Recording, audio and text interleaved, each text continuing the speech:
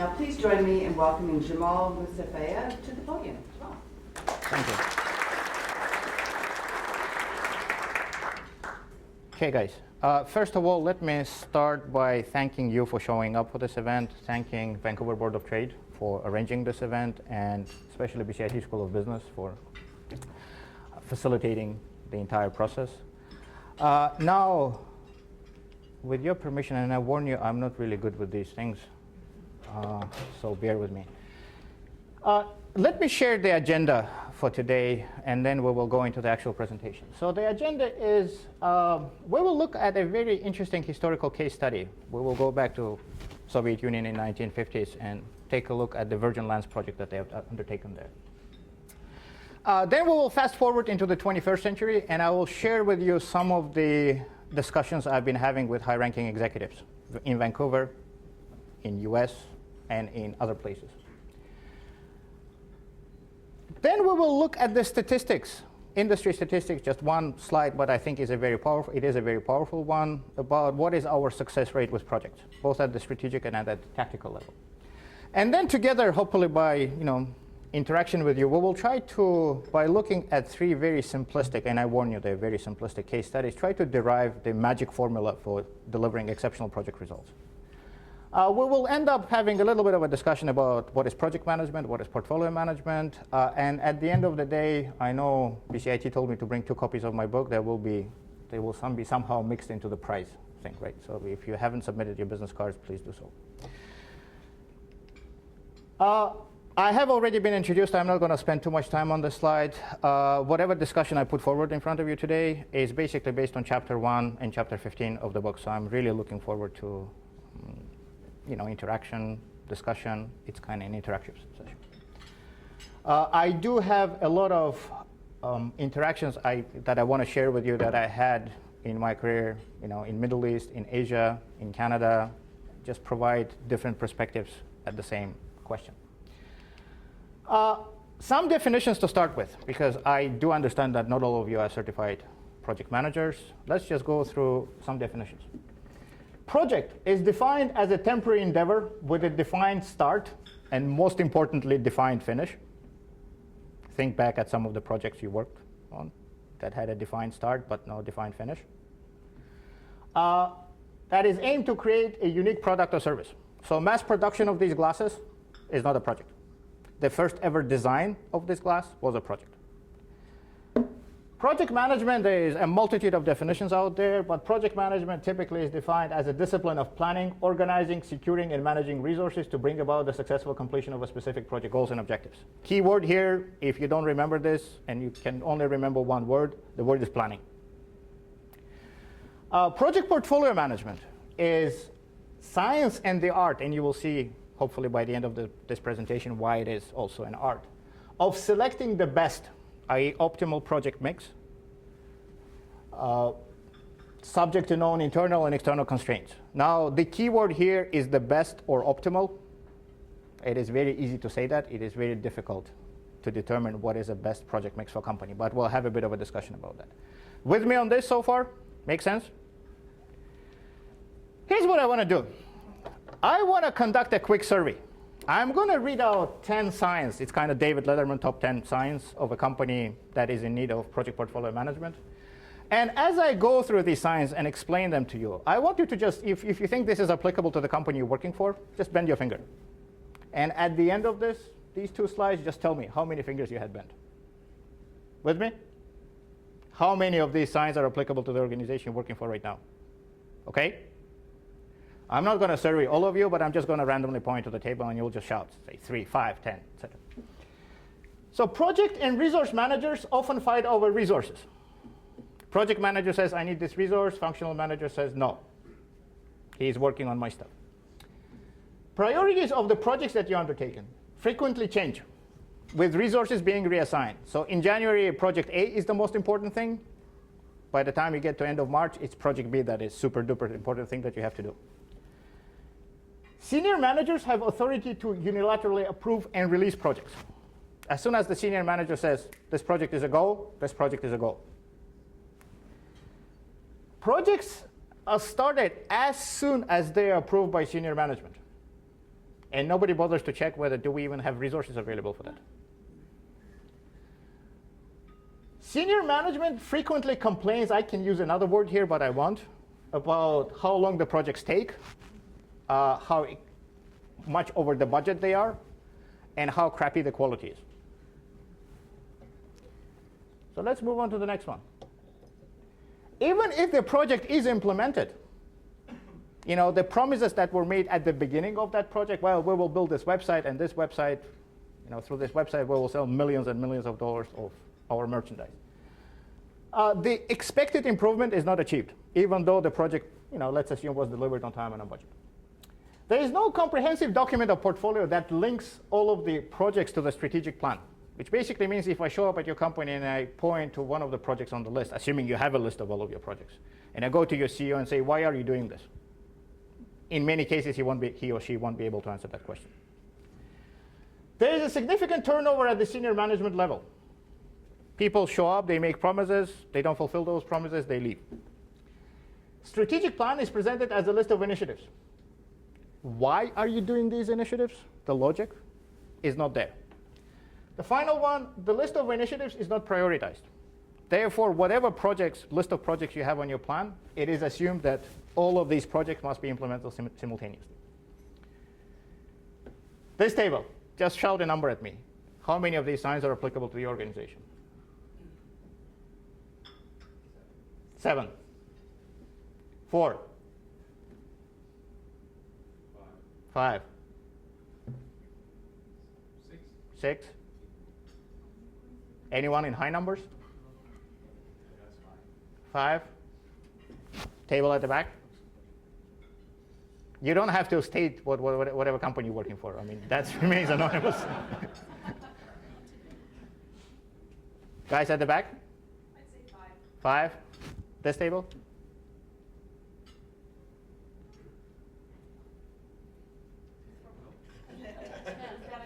10. Okay, good.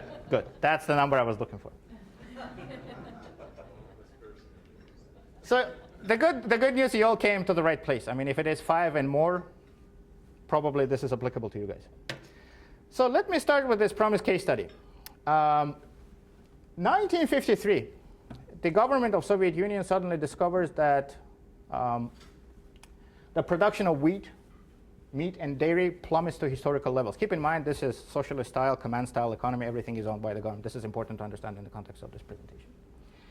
Nikita Khrushchev, the handsome gentleman at the bottom right corner of the screen, who was the leader of the country at the time, he says, wait a second, Canadians are very successful in growing grain and wheat in the prairie provinces, in Alberta, Saskatchewan, Manitoba.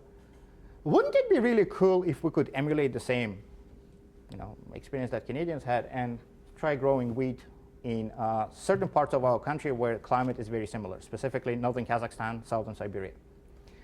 Because he was the leader of the country and because he said the magic words being, wouldn't it be really cool if we could do this? Project got initiated. Just to give you some aspects of this project. Original goal was to produce 20 million tons of grain. Remember that number. It involved 500,000 volunteers, soldiers, students, and agricultural professionals, 50,000 tractors, and 6,000 trucks. By 1956, 60 million tons of grain harvested. Compare that to the original goal. Don't say anything, just compare. While the whole country is erupting in celebrations, the following things pop up. Because this is a command-style centralized economy, somebody forgot to order storage barns, freight trains, and harvesting equipment. All of that harvest is lost. To add insult to injury, Soviet Union is forced to buy 20 million tons of grain. Guess from who? From Canada.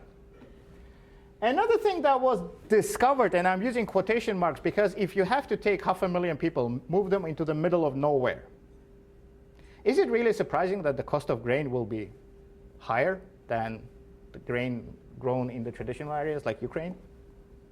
Not really. And yet it was a big surprise that the grain grown in southern Siberia and Kazakhstan was 3 times cost of the grain grown in Ukraine.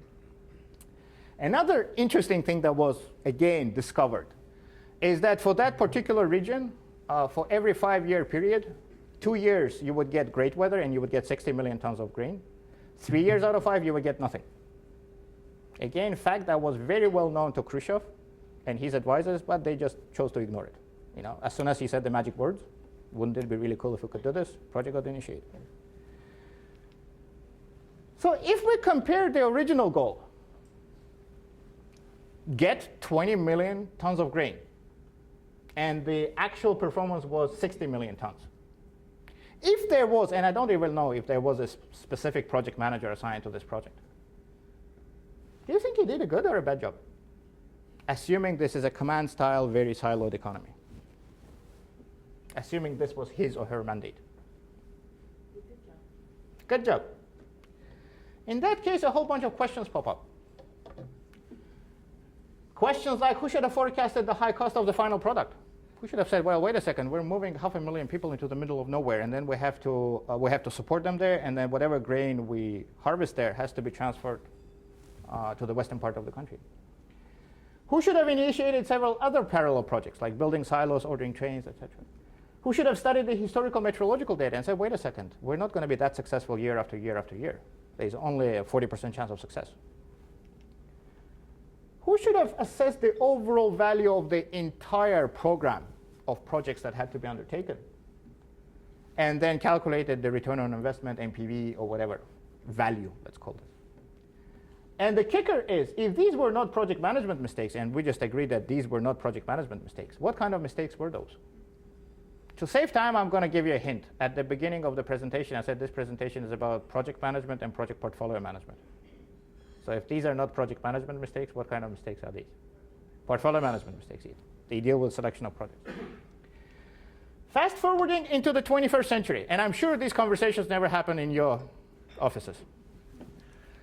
I'm teaching a project management seminar aimed at executives. And during one of the breaks at one of local companies, one of the executives approaches me and goes, Jamal, here's the problem that I have.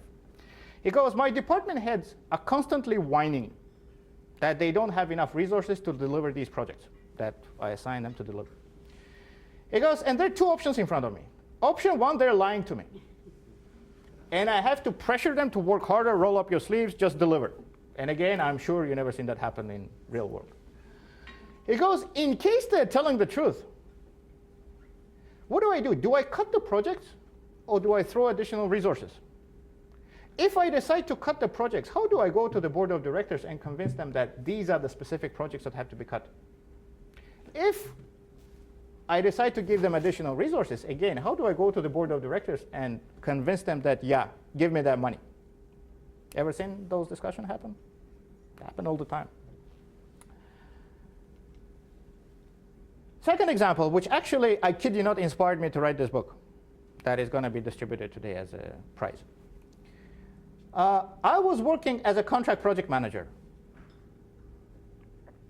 at a very large retail company. I was working at their IT department. The business model, and again, this is important to understand, I was working at the IT department of that large retail company charged real dollars. So for example, if you were a marketing department and you wanted a website built for you, the IT department will charge you $150 per hour. So this is important to remember. Not unlike most of the IT departments where resources are free.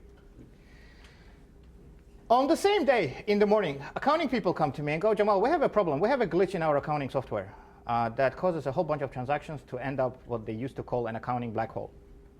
And at the end of, say, every month, we have to deploy our accounting people to go grab manually those transactions and post them properly. Because they were accountants, they told me, we think we waste about $100,000 every year in man hours, person hours, trying to fix those problems. I look at the project and I go, you know what? You're probably looking at a $50,000 project. Now, without whipping out your financial calculators or Excel spreadsheets, if I come to you and I say, give me $50,000 and I'm going to guaranteed save you $100,000 for the next, let's be conservative, 3 years. Is this a good project or not? Excellent. They come back to me and go, we don't have that money in our budget. Same day after lunch, I kid you not, marketing people come to me. Jamal, we have a project for you.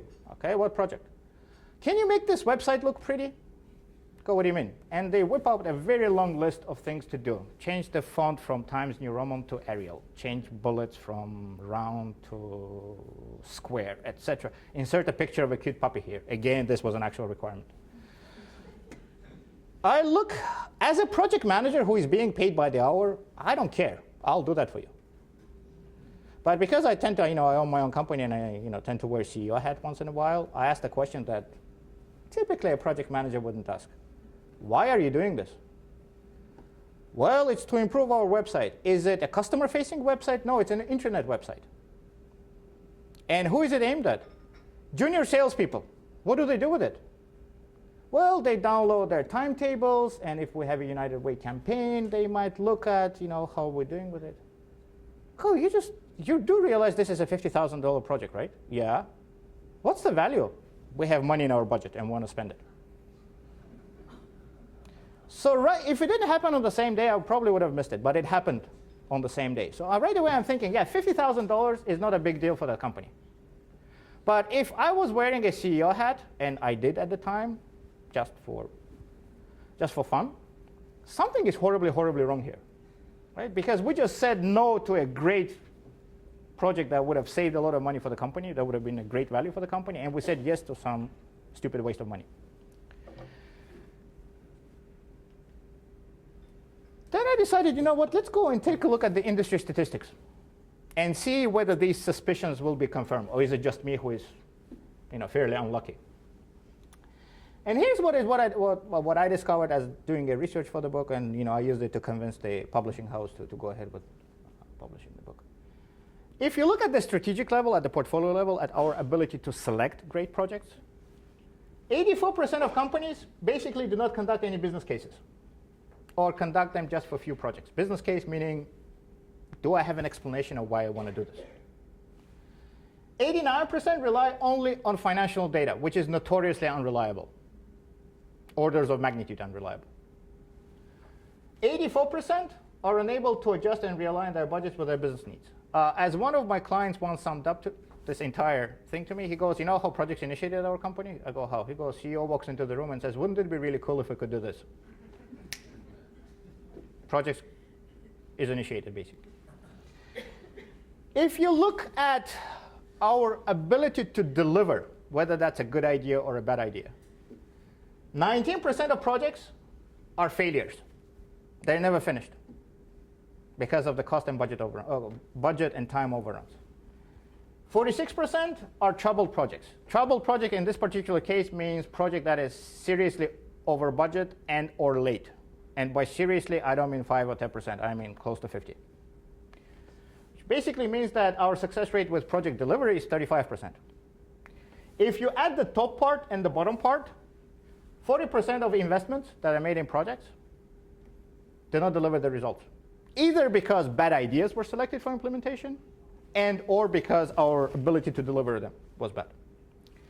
If you extrapolate that in terms of dollars, 1.5 trillion in US, 5.2 trillion worldwide. This is, by the way, one of the highlight slides of the course, of the presentation, sorry.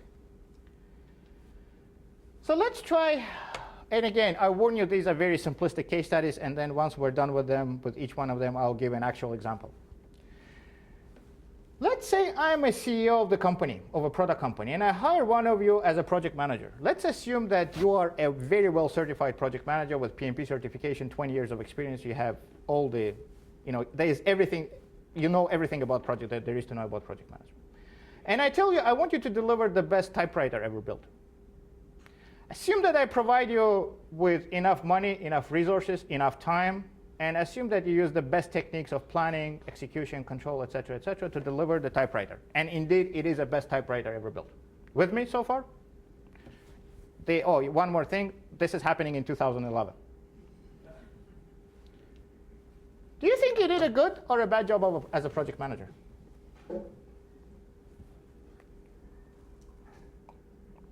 Someone said bad. Why? You came back to me, you said, is there a need for this project? And I told you, I'm the CEO, go ahead and do that. If you don't do that, I'll find somebody else. Another assumption, you're being paid $100 an hour.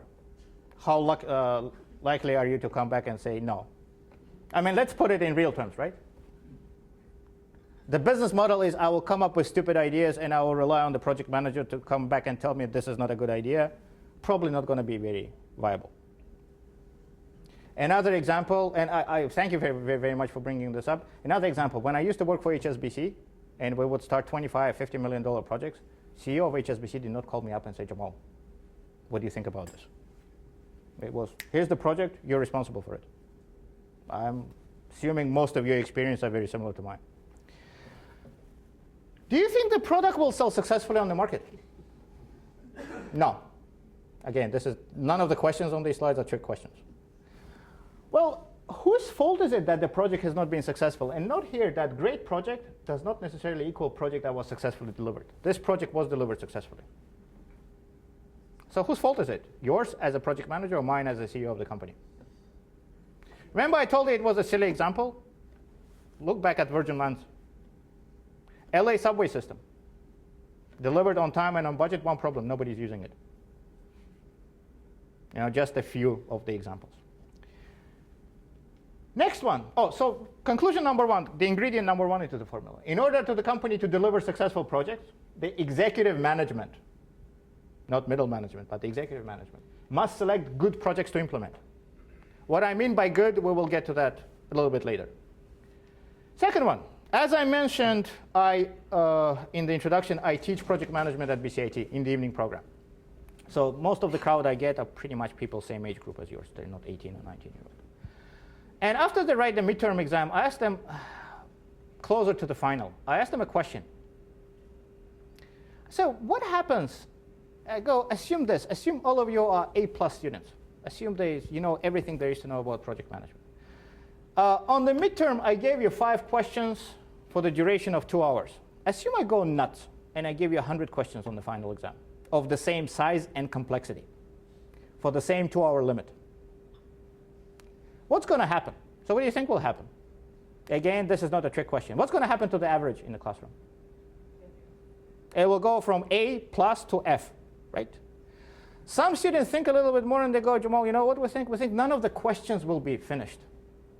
Why? Because we're going to be panicking and jumping from question to question, hence never accomplishing. Sounds like a silly example, right? Here's what I want you to do. I want you to replace the word question with the word project and final exam with fiscal year. Let's see if anyone starts crying in the audience. You know what I'm referring to, right? We have way too many projects, even if we have great ideas and we have great skills to implement them. If you give people 100 projects and your throughput capacity is 5, guess what? Things will not be accomplished. So conclusion number 2, in order for the company to deliver successful projects, number of projects assigned to the company employees must not exceed some reasonable threshold. If you have throughput capacity of 20 projects per year, do not throw 100 and expect the same results. Last one. Let's pretend that I own a piece of land somewhere in Caribbean. I don't, but this is my case study, so I can do whatever I want. And at some point of time, I decide, you know what, I'm not going to travel there. I want to sell it for profit. Let's pretend that the only ingredient in the value definition for me is profit, return on investment. Whatever facts I give you here, assume they're true for simplicity. Let's say I conduct this research and I discover that the house that I want to build guaranteed will sell for $500,000. I conduct another research and I discover that I can build this house for $400,000. I do back of the envelope calculation. 500 minus 400 divided by 400. Return on investment of 25%. Assuming the only thing I care about is return on investment. Is this a good deal or not? Again, this is not a trick question. This is a good deal. Now, let's pretend that I look at yellow pages, local yellow pages. I randomly pick a building contractor. I do not check his references, or etc. And let's assume that it turned out that he was not a very good service provider. He didn't do scoping. He basically started building a house based on a drawing on a napkin, hired the wrong people, ordered the wrong equipment, ordered the wrong materials. To make a long story short, the entire planning thing was skipped. Because of that, price went up from $400,000 to $600,000. I'm doing the ROI now. I'm sitting at minus 17%.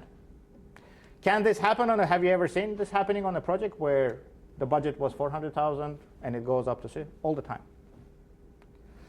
So here are my questions to you. Was this project a good idea overall?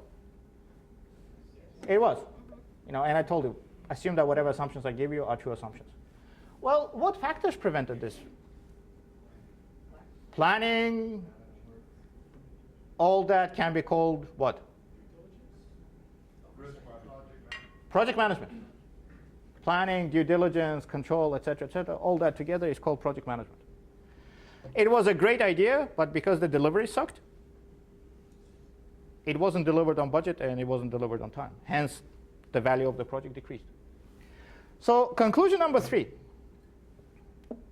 In order for the company to deliver successful projects, they must have a good grasp on the tactical side, i.e. the project management, the planning part.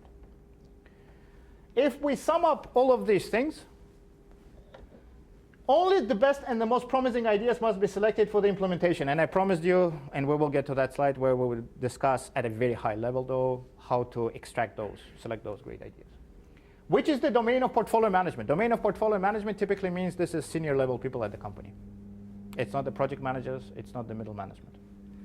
Company has to have an appreciation of its own throughput capacity. It must not take on more work that they can deliver. Remember that conversation with the senior executive in the company? And then you have to have scoping, estimation, planning, monitoring, and control mechanisms, collectively called project management, to hopefully deliver these great ideas on time and on budget. With me so far? Here is the slide where I want to spend some time on and give you some real-life examples.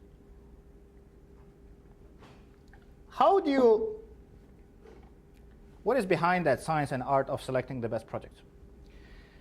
Traditionally, it has been sitting on 3 pillars. Pillar number 1, value for the company. It is very easy to say, well, I think this project will deliver value to the company. But it's very difficult to determine what value is. Because value for a hospital versus value for Apple versus value for Port Metro Vancouver versus City of Vancouver would be quite different things. Sometimes, and it's a good idea to start at least thinking about it in terms of financial value, because you need financial discipline. I think it's a must-have ingredient in every project. NPV, IRR. The more mature approach would be scoring models, where you look at a whole bunch of variables. And I want to give you a couple of examples from my actual experience. A product company, which was a client of mine, they, after a very long discussion, facilitated discussion, teaching them about project portfolio management, they said, okay, when we select projects, we want to rank them according to competitive advantage, market attractiveness, leverage of our core competencies, because we don't want to be getting into something we don't know, technical feasibility, can we do it, and financial reward. Make sense? I mean, any surprises that a product company, fairly aggressive software development product company, selected those? When I was recently doing exactly the same thing, exactly the same exercise at a university here in British Columbia, they said, no. What we're looking at is strategic fit, resources required. The more resources, the less attractive the project is. Technical feasibility, can we do it? Financial value and riskiness. We drilled into the strategic fit because I forced them to, because I said, you can't just say strategic fit, you have to explain what that means. They said, we want to attract more students, we want to attract more international students, we want to attract the best faculty, we want to make university a great place to work. If one or more of these criteria are satisfied, this is a good strategic fit. Development of balanced portfolio. You can look at a whole bunch of things, product, maintenance, improvements, etc., typically shown on a bubble chart diagram. Most popular one is risky and high reward projects versus low risk and low reward projects. I want to give you an example of this one, very interesting in my opinion. Was recently teaching, this is basically what you're seeing in front of you is a shortened version of a module 1 of a 3-day project and portfolio management masterclass that I have. And I was teaching this in May of this year in Dubai. There was a very distinguished gentleman who which surprised me because executives in Vancouver typically don't come to those classes, who was the owner and the president of a very large construction company in Saudi Arabia. He's Western educated. He was really excited about the value part, which was a module. And then right at the beginning of the what is a portfolio balance discussion, the module of the course, he approached me and goes, you know what? Because I don't know if this is applicable to what I do. I go, why? He goes, well, I'm like a professional services company, right? Clients come to me and say, build this. What am I going to say? Well, it doesn't fit my balance. If there is a margin to be made, I say yes to this. And I said, well, listen to the very end. Let's have the discussion. And the interesting thing is that we had the hotel where we were at was very close to Burj Khalifa. You guys know what it is? The tallest building in the world. Really sexy, sleek-looking building. And you could see it. And right as I was finishing this module, this balance module, I see him kind of staring at Burj Khalifa. And then he interrupts me and he goes, wait a second. He goes, you know what? Yeah, because I have good business with a local oil company, Aramco. But he goes, and I make good money off of them. But the thing about the Aramco projects, they're basically rectangular warehouses. And the margins are fairly slim. He goes, and I'm thinking right now, if I want to put something on my brochure, I don't want a rectangular warehouse on it. I want this. And he points at Burj Khalifa. Then he thinks for another second and goes, maybe not that Burj Khalifa, maybe a baby Burj Khalifa, but I want to have something sexy on there. So right away, we're getting into the discussion. Do we have low risk, low margin warehouses? Or are we spending some time into trying to invest into something maybe more attractive? Final portfolio of projects is strategically aligned and truly reflects the business strategy. I'll give you a silly example first, and then I'll give you a real one. The silly example first. If my company says, or your company says, let's go for the next 3 years, let's go after Asian markets. And as a result of that, we have 3 projects. Sign a partnership deal with a company in China, acquire a company in Japan, open a branch in Brussels. Which one is the odd one out? The Brussels one, because last time we checked, Brussels was in Europe. What are the chances this is a pet project of one of your executives? Pretty high. So this is being the silly example. And that is the project that has to be thrown out of the portfolio, assuming your strategy for the next 3 years is to go after Asian markets. Real life example, I deal a lot of time with, especially on the West Coast here, software companies, software product companies. And invariably, when you look at their mission statements, I guarantee you will find the words like innovative leader, creative leader, best of the best, to be the best provider of technology, et cetera, et cetera. I'm yet to find a company that did not have a combination of these words. And then you go to the CEO of the company, go, what percentage of your projects is invested into R&D? 3. Really? You're planning on being a market leader and you're going against companies, say, like Apple and IBM by investing 3% of your projects into R&D and spending 97 on something else? So this is hopefully a more sophisticated example of strategic alignment. What happens if you don't have project portfolio management? You have reluctance, and again, reflect back at the organizations you work at. Reluctance to kill projects.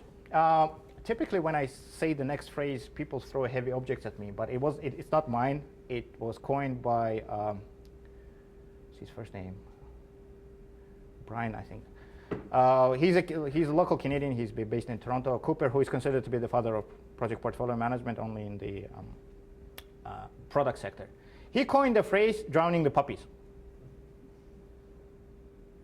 Give you one example, which is very relevant to today's news. When Steve Jobs came back to Apple for the second time, they had 350 products. Guess how many puppies he drowned as soon as he started there for the second time? 340. He killed 340 projects, and he left Apple with only 10. And I don't have to tell you how successful they were. Right? You will have immediate results. You will have too many projects. Resources will be thinly spread. It would be the 100 questions on the final exam scenario. In the long term, irrelevant of whether you selected good or bad projects, the time to market and the cost will suffer because people will be jumping from project to project. You will end up with a lot of failures because you did not select good projects in the first place. If you don't have rigorous selection process, and projects are selected on emotion and politics, and I'm sure it never happens at your organizations, wrong projects will be selected. And you will waste a lot of your company resources on delivering wrong projects. If you don't have strategic criteria for project selection, which basically means our strategic mission is this, hence we're doing that, you will be investing into opening branches in Brussels, going back to that example. And you will have a scattergun effort, because not all of your resources will be dedicated to whatever is needed. Now, what are the takeaways from the seminar? And I kind of like to end these presentations with some advice that I can give you. At a tactical level, whenever your executive walks into the room the next time and says, wouldn't it be really cool if we could do this? Ask questions like these. Why are we doing this project? What is the value of this project to our organization? What happens if we don't do this at all? Followed by a very, very strong disclaimer. If you get fired, don't blame me. Because these are very, very dangerous questions, unless you are at the C level. Strategic level, you have to educate your executives, because go back to the statistics. Around 90% of companies don't know what it is. They don't do that. Start with a 1-hour presentation, similar to the one I just gave you today.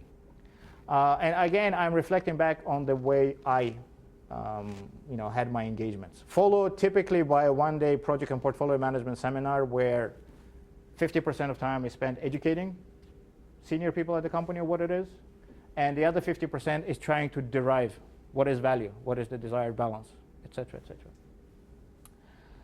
Another interesting thing to do, but extremely dangerous thing to do, is to conduct an analysis of the current portfolio of projects.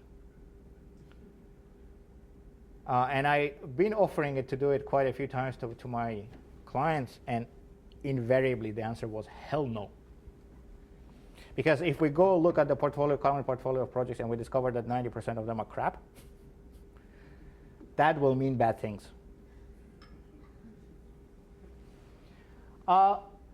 Please, under no circumstances, confuse the implementation of project portfolio management or project management methodology with the implementation of software. I mean, there are a lot of companies, including Microsoft out there, who say, well, just install this project portfolio management software and magical things will happen. No, they won't. If you have further questions, that require long discussions, feel free to contact me at info@Thinktank Consulting.